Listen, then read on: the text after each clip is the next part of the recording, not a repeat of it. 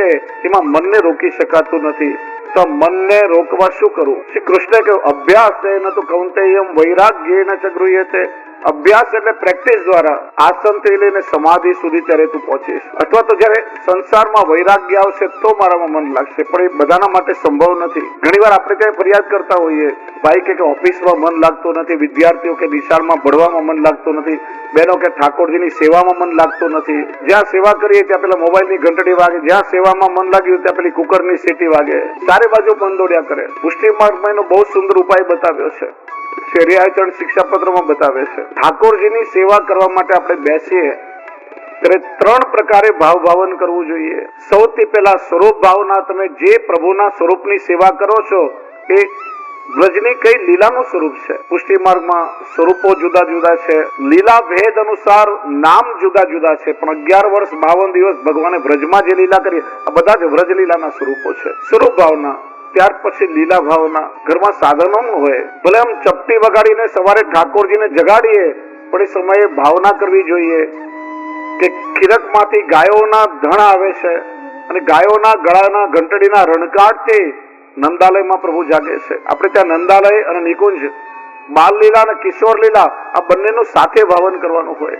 નિકુંજમાં પોઢેલા પ્રભુ વ્રજ ભક્તોના નુપુરના ધ્વનિના રણકાટથી જાગે છે. એટલા માટે જ આપણે ત્યાં ઠાકોરજીની સેવામાં અષ્ટસખાના કીર્તનો ગવાય છે. કીર્તનો ગાઈએ અથવા તો એ કીર્તનો સાંભળીએ તો આપણું મન ઠાકોરજીની લીલામાં પરોવાય. જે સમયની સેવા તમે પહોંચો એ લીલાનું અનુસંધાન લાગે. ત્રીજો પ્રકાર છે ભાવના. ઠાકોરજીની સેવામાં વિનિયોગ થતો દરેક સાહિત્ય સામગ્રી વ્રજભક્તોના ભાવથી છે, એમાં લૌકિક ભાવ ના કરવો. જે સિંહાસન પર નંદાલયમાં ઠાકોરજી બિરાજે છે એ સિંહાસન પર ગાદી અને 2 તકિયા યશોદાજીના ગોદના ભાવથી છે. યશોદોત્સંગ લાલિત પ્રભુ નિત્ય યશોદાજીના ગોદમાં બિરાજે છે. નિકુંજ લીલામાં, કિશોર લીલામાં એ ભાવનું પરિવર્તન થાય. શૃંગાર કરીને ઠાકોરજીને જે આપણે દર્પણ દેખાડીએ છીએ એ સ્વામીજીના હૃદયના ભાવથી છે. સ્વામીજીના હૃદયમાં ઠાકોરજી પોતાનું પ્રતિબિંબ જુએ છે. શૈયા મંદિર એ સ્વામીજીના નેત્ર છે ને શૈયા મંદિરના દ્વાર એ નેત્રોની પલક. એ ભાવ જો મનમાં હોય તો ઘણી વાર આમ ભડાક કરતો દરવાજો બંધ કરી દઈએ. રીતમાં અને પ્રીતમાં આપોઆપ પરિવર્તન આવી જાય. દરેકની ભાવનાનો વિચાર કરો. તમે સોચો, વિચારો તમે કે આ રીતે સ્વરૂપ ભાવના, લીલા ભાવના અને ભાવના કરશો તો તમારા મનને ભટકવાનો સમય જ ક્યાં મળવાનો? મન આપોઆપ પ્રભુમાં લાગેલું રહેશે. મનથી ઠાકોરજીનો અનુભવ તમને થવા લાગશે. એટલા માટે મનને જીતવું બહુ જરૂરી છે. રવગણ રાજાને લાગ્યું કે સામાન્ય બ્રાહ્મણ નથી, ચરણમાં પડ્યો, વંદન કર્યા. ત્યાર પછી 16મા અધ્યાયમાં ભૂગોળ અને ખગોળનું વર્ણન કર્યું. 17મા અધ્યાયમાં ગંગા અવતરણની કથા કહી. 19મા અધ્યાયમાં ભારતનો મહિમા વર્ણવ્યો. 26મા અધ્યાયમાં 28 પ્રકારના નરકનું વર્ણન કર્યું. એની ચર્ચા આપણે કરવી નથી, કેમ કે જ્યાં જવાનું જ નથી એની ચર્ચા કેમ કરીએ આપણે? અને વૈષ્ણવને તો ચિંતા જ ન હોય. યમુનાજી આપણા મૈયા તો યમરાજા આપણા મામા થયા, એટલે ભાણિયાઓએ કાંઈ ચિંતા કરવાની જરૂર ના હોય. ન જાતો યમયાતના ભવતી તે પયપાનત. 5મા સ્કંદને વંદન કરીએ. વૈષ્ણવ થોડા આગળ જ્યાં જગ્યા મળે ત્યાં સરકી જજો ને. કોઈ પણ વૈષ્ણવ આવે, આગળ પણ ઘણી જગ્યા છે ને વચ્ચે પેસેજમાં પણ તમે બેસાડી શકો, પણ વચ્ચે ઘોંઘાટ ના કરશો, બસ એટલો ખ્યાલ રાખો.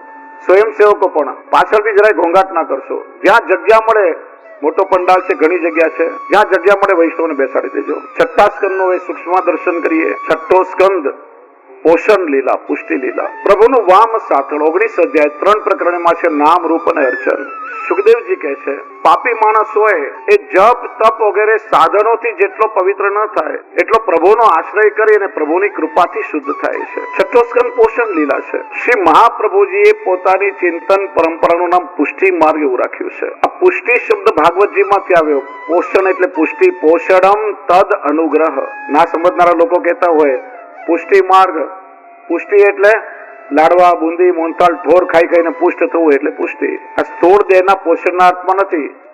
પુષ્ટિ એટલે અનુગ્રહ, પ્રભુની કૃપા. ભગવાન પોતાના અનુગ્રહથી પોતાના ભક્તોનું પોષણ કરે છે. અનુગ્રહ રૂપો ભગવત ધર્મ.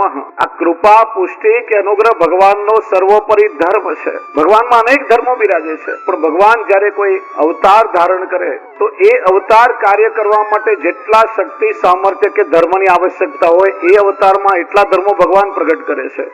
દરેક અવતારમાં દરેક ધર્મો નથી હોતા, પણ કૃપા કે અનુગ્રહ નામનો ધર્મ દરેક અવતારમાં પ્રભુની સાથે પ્રગટ હોય છે અને વાસ્તવમાં ભક્ત પર કૃપા કરવા માટે જ ભગવાન અવતાર ધારણ કરે છે. શ્રી મહાપ્રભુજી આજ્ઞા કરે, ભક્તમ દ્રષ્ટવા ભગવદ અનુગ્રહસ્ય તરંગા ઉદ્ગચ્છન્તિ.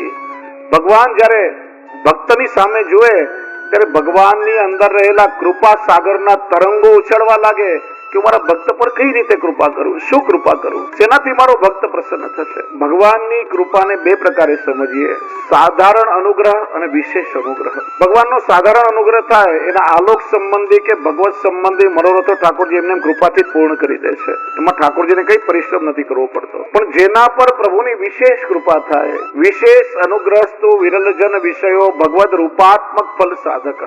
જેના પર પ્રભુની વિશેષ કૃપા થાય એને ફળ સ્વરૂપે ઠાકોરજી બીજું કઈ ના આપે, પણ ઠાકોરજી પોતે જ એના બની જાય, એને ફળ સ્વરૂપે સ્વયં ઠાકોરજી મળી જાય. અને પુષ્ટિ માર્ગમાં તો વિશેષ કૃપાને જ આપણે કૃપા માનીએ છીએ. વ્રજ વાલુ રે વૈકુંઠ નહીં જાવું, પ્રભુનો સ્વરૂપાનંદ એ સૌથી વિશેષ છે. સામાન્ય રીતે ત્રણ પરિબળો એવા છે કે જેનાથી ભગવાન આ સૃષ્ટિનું સંચાલન કરે છે, અને છે કાલ, કર્મ અને સ્વભાવ. કાલ સતત ચાલ્યા કરતો હોય છે, ક્યારે સ્થિર હોતો જ નથી. કાલ પરિવર્તનશીલ છે, હંમેશા બદલાતો રહે. ઘણી વાર આપણે કહીએ ફલાણા ભાઈ મોટા મોટા મહેલોમાં રહેતા હતા, આજે રહેવા માટે ઘરના ઠેકાણા નથી, એનો સમય બદલાયો છે. સમય હંમેશા બદલાતો રહે. કર્મ, આ સૃષ્ટિ કર્મને આધીન છે. કર્મ પ્રમાણે જીવનમાં દુઃખ અને સુખ આવે છે. ઘણા માણસોએ પાપ બહુ કર્યા હોય, પછી વિચારે કે સત્કર્મો કરી અને મારા પાપને ધોઈ નાખું, પણ આ પાપને ધોવાનો કોઈ ડિટર્જન્ટ આ જગતમાં નથી. સારા કર્મોના ફળ પણ ભોગવવા પડે છે અને ખરાબ કર્મોના ફળ પણ ભોગવવા પડે છે. પરિણામે જીવનમાં દુઃખ અને સુખ આવે છે. કેવલ ને કેવલ પ્રભુની કૃપામાં સામર્થ્ય છે કે તમારા કર્મોના બંધન કાપી શકે. અથવા આગળ કહ્યું હતું કે કોઈ તમારી નિંદા કરે ત્યારે તમારા કર્મ કપાય અને એને ભોગવવા પડે છે. એટલે કોઈની નિંદા ના કરવી. પ્રભુની કૃપા થાય એટલે કોઈ કર્મના બંધન નડતા નથી. કર્મનો સિદ્ધાંત અટલ છે. એક નાનકડું ઉદાહરણ આપીને કર્મનો સિદ્ધાંત સમજાવું. એક માણસ પસાર થતો હતો રસ્તેથી, ને રસ્તામાં સુંદર મજાની કેસર કેરીનો બગીચો આવ્યો. ઓર્ગેનિક પાકા કેસર કેરીના ફળો લટકી રહ્યા હતા. પેલાની નજર પડી, જોઈને મોઢામાં પાણી આવ્યું. ચાલતો ચાલતો પેલો ઝાડ પાસે. હવે કેરી જોઈ કોણે? આંખોએ. આંખો ચાલીને ન જઈ શકે, ચાલીને ગયા પગ, ઝાડ પર ચડ્યો, પગ કેરી તોડી ના શકે, હાથથી કેરી તોડી, ચાખી, ચાખીને રાખી નહીં, રાખી પેટે. જો કેરી જોઈ આંખોએ, ચાલીને ગયા પગ, તોડી હાથે, ચાખી જીભે, રાખી પેટે. હવે એ બગીચાનો માલિક ત્યાં આવ્યો ને જોયું કે આ ચોરી ચૂપકીથી કેરીઓ તોડીને ખાય છે. પાસે એક ડાંગ હતી, લઈને જોરથી પીઠમાં વળગાડી. પેલાને દર્દ થયો અને આંસુ ક્યાંથી નીકળ્યા? આંખમાંથી. કેમ કે કેરી જોઈ હતી કોણે? આંખો. આ જ કર્મનો સિદ્ધાંત છે. છેવટે ફેરવીને ત્યાં તમને લઈ આવે. આ સૃષ્ટિ કર્મ નથી. અને એવું નથી કે આ જન્મમાં તમે કોઈ કર્મ કર્યા તો આ જન્મમાં ભોગવીને તમને મુક્તિ મળી જશે. કરેલા કર્મોના ફળ ભોગવવા માટે પશુ, પક્ષી, જીવ, જંતુ, જળ ચેતન અનેક યોનિઓ છે. આ બધા કર્મના ફળ ભોગવવાની વ્યવસ્થા છે. મહાભારતમાં જુઓ તો યુદ્ધ પૂરું થયા પછી ધૃતરાષ્ટ્રે ભગવાન શ્રી કૃષ્ણને પૂછ્યું કે મને હસ્તિનાપુરનું રાજ્ય, વૈભવ, સત્તા, સંપત્તિ મળ્યા, 100 દીકરાઓ થયા, પણ મારું કયું કર્મ હતું કે જેના કારણે હું આંધળો થયો અને મારા 100 દીકરા મારી સામે મૃત્યુ પામ્યા? ભગવાને એને દિવ્ય દ્રષ્ટિ આપી. પૂર્વ જન્મોનું સ્મરણ કરવા લાગ્યો.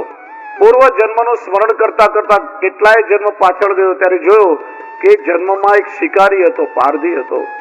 એક વૃક્ષ નીચે પક્ષીઓ દાણા ચણતા હતા.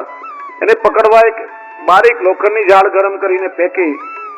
100 કબૂતર મરી ગયા અને એક કબૂતરની આંખો ચાલી ગઈ. આ કર્મ થયો, બંધનમાં બંધાયો. પછી આટલા જન્મો લીધા, એમાં જે સત્કર્મો કર્યા અને પરિણામે આ રાજ્ય, વૈભવ, સત્તા બધું મળ્યું, 100 દીકરાઓ થઈને, ત્યારે બેલેન્સમાં રહેલું સંચિત કર્મનું ફળ પાક્યું અને પરિણામે પોતે અંધ થયા અને 100 દીકરાઓ એની સામે મરી ગયા. તો આ કર્મ, સૃષ્ટિ કર્મને આધીન છે. અને ત્રીજું સ્વભાવ. દરેક વસ્તુ પોતાના સ્વભાવથી કામ કરે છે. અગ્નિનો સ્વભાવ ઉષ્ણતાનો છે, પાણીનો સ્વભાવ શીતળતાનો છે. તમે આંચ પર પાણી રાખો, ગરમ થાય, પણ દૂર કરો તો મૂળ સ્વભાવમાં ઠંડુ થઈ જાય પાછું. પુષ્પનો સ્વભાવ કોમળતાનો છે. કાંટાનો સ્વભાવ વાગવાનો છે. તમે જો ઘડિયાળમાં કાંટા હોય ને, આપણે પૂછીએ ને કેટલા વાગ્યા, કાંટા વાગે હંમેશા. કાતરનો સ્વભાવ જુદા કરવાનો છે, કોઈને ભેગા ન કરી શકે. સોયનો સ્વભાવ જોડવાનો છે, ક્યારે કોઈને જુદા ન કરે. દરેક પોતાના સ્વભાવથી ચાલે. કાલ, કર્મ અને સ્વભાવ આ ત્રણે એટલા બળવાન છે કે જીવનો એની સામે કઈ ચાલતું નથી. અને પ્રભુ પણ એ જાણે છે. ત્યારે ઠાકોરજી કોઈના પર કૃપા કરે તો કાલ કર્મ કે સ્વભાવનું અતિક્રમણ કરીને પણ ઠાકોરજી કૃપાનો અનુભવ કરાવે છે. કાલ કર્મ સ્વભાવ એનું કંઈ બગાડી શકતા નથી. અને એ જ કૃપાના ઉદાહરણો આ 6થા સ્કંદમાં આપ્યા છે. કનોજમાં અજામિલ નામનો બ્રાહ્મણ ગણિકાને પરણ્યો, દુસ્સંગ લાગ્યો, બધો સદાચાર નાશ પામ્યો, ચોરી, લૂંટપાટ, ઠગાઈ, જુગાર, હિંસા કરીને પોતાની આજીવિકા રડે. 10 પુત્રો થયા. છે 10મો પુત્ર થયો. 12 ગામથી કેટલાક બ્રાહ્મણો એ ગામમાં આવ્યા. ભૂખ લાગી હતી, જમવાનો સમય. તો એમ કે છે ને, પાનના ગલે પેલા ટીકડિયા ઉભા હોય ને બધા, કોઈને પૂછ્યું, મેં બ્રાહ્મણ છે, આ તમારા ગામમાં કોઈ ઉત્તમ બ્રાહ્મણનું ઘર હોય તો બતાવો. પેલા એ મસ્કરી કરી, હા અજામિલ છે ને, એના ઘરે ભોજન મળી જશે. તો પેલો અજામિલ કોઈ કામથી બહાર ગયો હતો. બ્રાહ્મણો આવ્યા, એની પત્નીએ જમાડ્યા. ત્યાં જ અજામિલ આવ્યા. બ્રાહ્મણો એના ઘરમાં જમી લીધું. પેલાને તો ક્રોધ આવ્યો. બ્રાહ્મણોએ વિચાર્યું કે આપણે છેતરાયા છીએ, પણ કઈ વાંધો નહીં, આના ઘરે જમ્યા એટલે એનો ઉપકાર તો થયો, તો આપણે કંઈક એનું કલ્યાણ કરવું જોઈએ. તો કે બ્રહ્મ ભોજન કરાવીને દક્ષિણા ના આપો ત્યાં સુધી બ્રાહ્મણ ભોજનનું ફળ ન મળે. તમે ભોજન તો કર્યું પણ કંઈક દક્ષિણા આપો. પેલો કે મેં તમને માર્યા નહીં ને, એ જ મોટી દક્ષિણા છે. ભાગો અહીંથી, કે મારે રૂપિયા નથી જોઈતા. સાંભળ્યું છે કે તારે ત્યાં પુત્રનો જન્મ થયો છે, એનું નામ નારાયણ રાખજે. એટલે કે વારું, એમાં કઈ વાંધો નહીં, દીકરાનું નામ રાખ્યું નારાયણ. હવે આ નારાયણમાં પેલા અજામિલને બહુ આસક્તિ હતી. 80 વર્ષનો થયો, અંતિમ સમય આવ્યો. 3 ભયંકર યમદૂતોને જોયા, કેમ કે 3 પ્રકારે માણસ કર્મ કરે છે. ગભરાઈ ગયો, પુત્રને બોલાવા નારાયણ નારાયણ પુકારવા લાગ્યો. અને એ જ સમયે પ્રભુના પાર્ષદો ત્યાં આવ્યા.